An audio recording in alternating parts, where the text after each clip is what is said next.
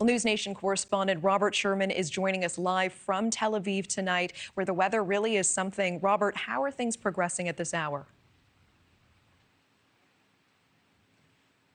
Natasha, we see the Israeli Air Force continuing to bomb the Gaza Strip, amping up its pressure on the Palestinian situation there as Israeli forces gear up for the second phase of their operation.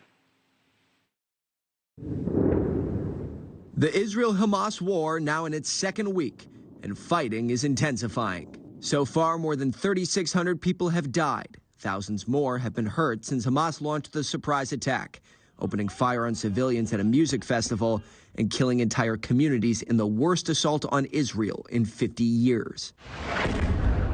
Now the Israeli military says it plans to expand their attack against Hamas fighters. This as conditions in Gaza are deteriorating as tens of thousands of Palestinians try to flee south. Israel telling residents to leave as it gears up for the next stages of its war with Hamas.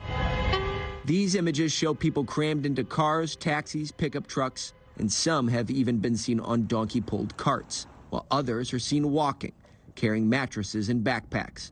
More than 2,600 people have died as Israel pounds Gaza with strikes. An Israeli siege has cut off Gazans from critical resources, the blockade making it difficult or nearly impossible for people to get out and for humanitarian aid to get in. Things are so bad, medics are now warning that thousands could die as packed hospitals are running desperately low on fuel and basic supplies. And for Palestinians who can't get out, they are struggling to find food, water, and safety ahead of an expected Israeli ground war. In Tel Aviv, some hospitals are already preparing for the worst. One of the country's main trauma centers moved operations underground for the first time in history. We happen to be on the very top floor of the building we're in, and therefore we're absolutely vulnerable for anything which would come down from the sky. Now, diplomatic efforts to address the crisis are intensifying too. Egypt facing pressure to open its border with the Gaza Strip to allow refugees to get out, while top U.S. officials crisscross the globe. There's a determination in every country I went to make sure that this conflict doesn't spread. They are using their own influence, their own relationships, to try to make sure that this doesn't happen. And back on American soil, the U.S. continues to show strong support for Israel, with the Pentagon deploying USS Dwight D. Eisenhower to the Mediterranean.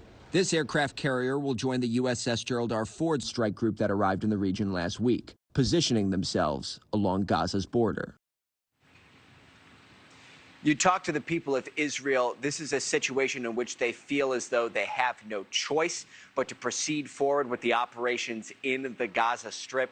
You talk to folks here, there's this sense of nervousness about what the next couple of days are going to bring, largely because of the unknowns. They don't know what the casualties will be like for Israeli forces if they do go into the Gaza Strip. They don't know how great of retaliation they might receive. And most importantly, they don't know who they might receive retaliation from. Is it just Hamas, or is it other actors within the region? Natasha? Robert Sherman live on the ground for us in Tel Aviv. Thank you so much. Thank you for watching. Go to newsnationnow.com to find NewsNation on your television provider. And don't forget to click the red subscribe button below to get more of NewsNation's fact-driven, unbiased coverage.